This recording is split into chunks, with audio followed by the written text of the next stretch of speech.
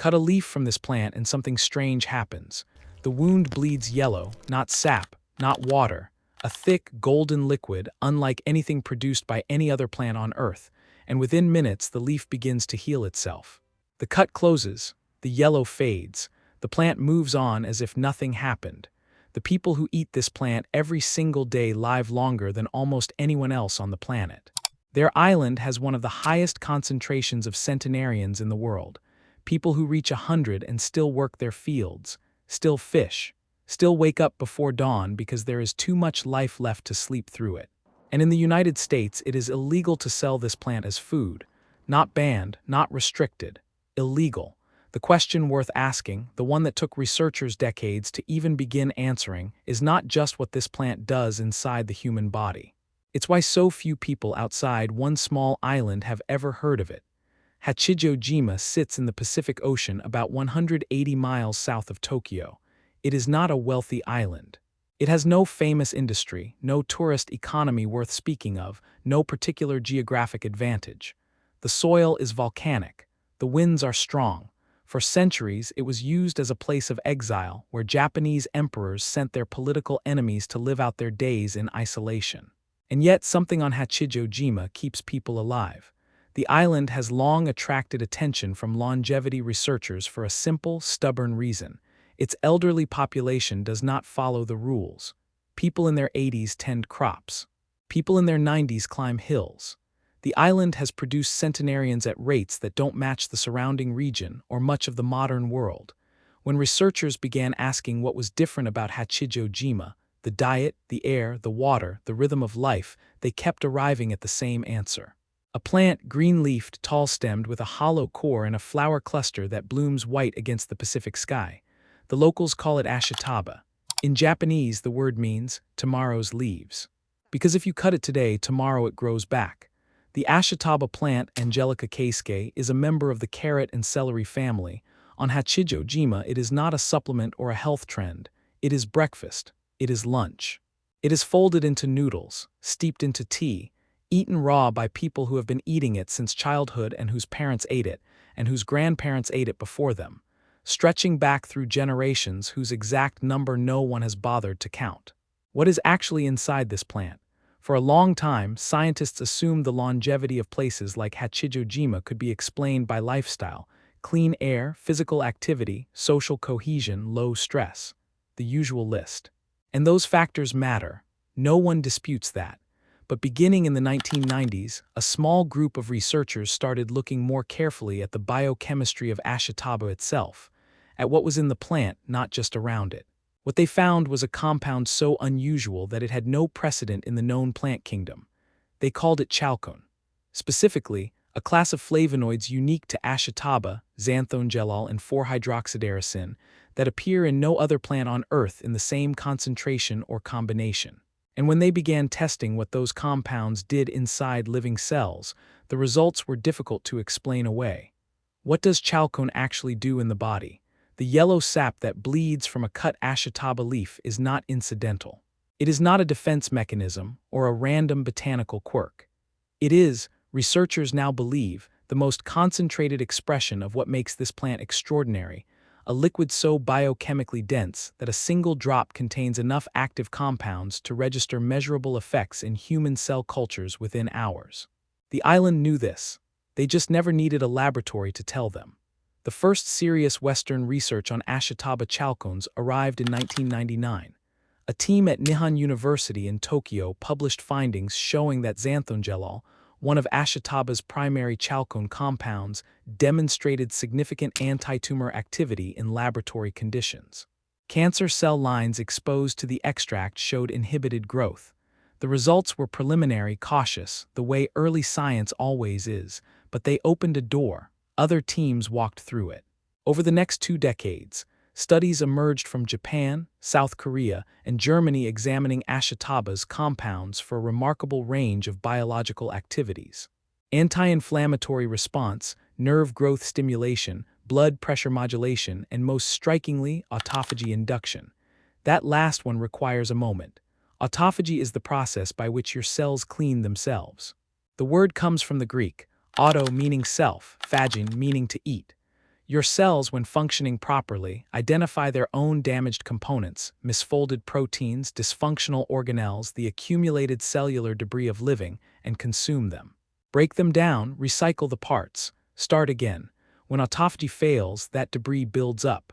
Scientists now believe this accumulation is one of the primary mechanisms of biological aging. It is implicated in Alzheimer's disease, Parkinson's, cardiovascular disease, metabolic dysfunction.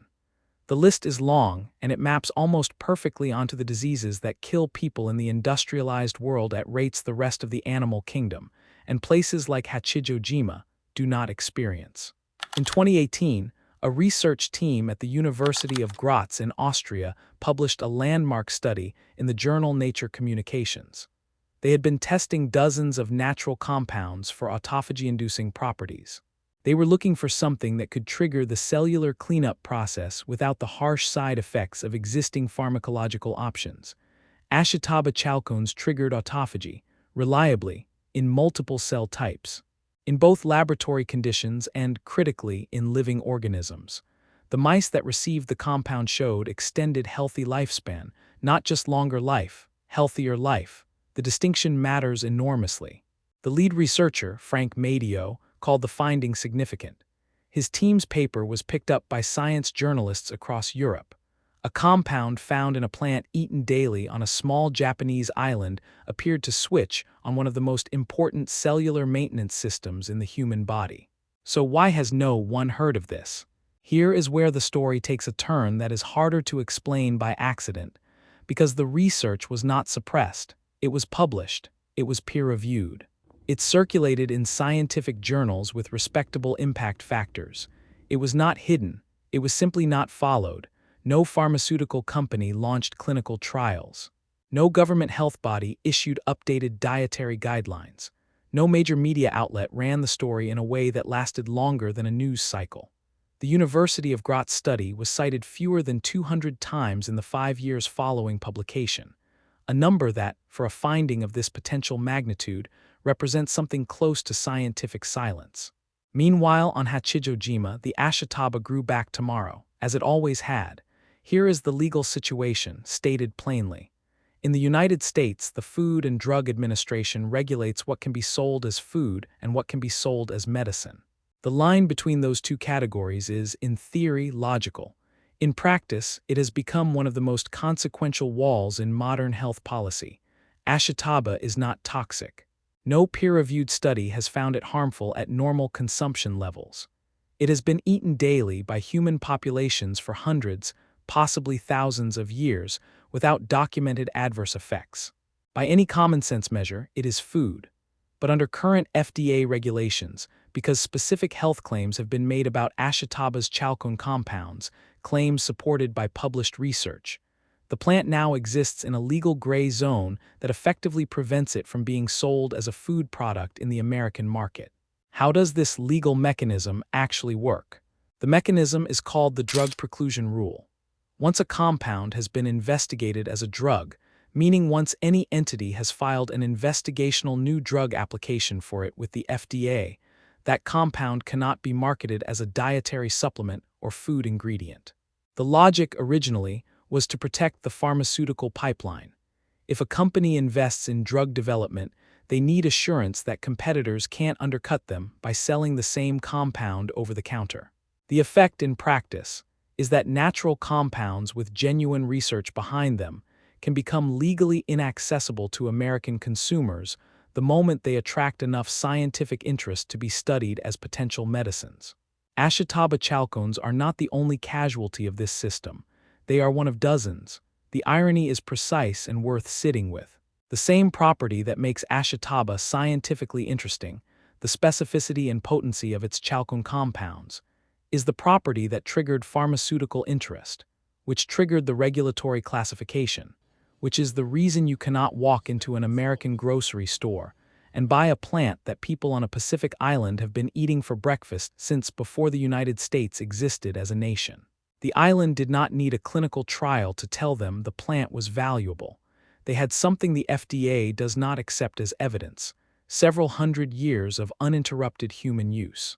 There is a version of this story in which the regulatory system is simply doing its job, protecting consumers from unverified health claims, maintaining the integrity of the drug approval process. That version is not entirely wrong. But there is another version. One where the oldest evidence we have, the evidence of populations who simply lived and kept living, is the evidence we have been least willing to look at. Japan approved Ashitaba as a food ingredient decades ago. In South Korea, it is sold fresh, dried, powdered, and juiced. In Taiwan, Ashitaba farms have expanded steadily over the last 20 years. In Germany, the country whose scientists published the autophagy study in Nature Communications, you can order Ashitaba tea online and have it delivered to your door. In the United States, companies that have attempted to market Ashitaba products have faced FDA warning letters. One supplement manufacturer in California received a formal notice in 2021 for making structure-function claims about Ashitaba chalcones on their product labeling. The claims they made were sourced directly from peer-reviewed research. The research did not protect them. The question this raises is not simply about Ashitaba, it is about what we decide to remember. Every generation makes choices about which knowledge it considers legitimate, which evidence it weights, whose experience it counts. The people of Hachijojima were not running controlled experiments. They were not publishing papers. They were doing something far more demanding. They were living the same life, generation after generation, and watching what happened. What happened was that they grew old slowly. That their 100th year looked from the outside like most people's 70th. That the words for the diseases that fill modern hospital wards, Alzheimer's, metabolic syndrome, chronic inflammatory disease, did not map neatly onto their experience until their traditional diet began to change. That change began arriving in the mid-20th century. Processed food reached the island. Younger generations moved to Tokyo. The Ashitaba fields shrank, and researchers who have tracked the island's health data across that period have documented something they describe carefully in academic language as a divergence. The people who maintained the traditional diet maintained the outcomes. The people who abandoned it began to look, metabolically, more like the mainland. And yet the Ashitaba remains, the chalcones remain, the University of Graz paper remains. The yellow sap remains, still bleeding gold from every cut stem, still triggering cellular cleanup in laboratory dishes, still growing back tomorrow on an island that forgot, for a very long time, that the rest of the world didn't know it existed.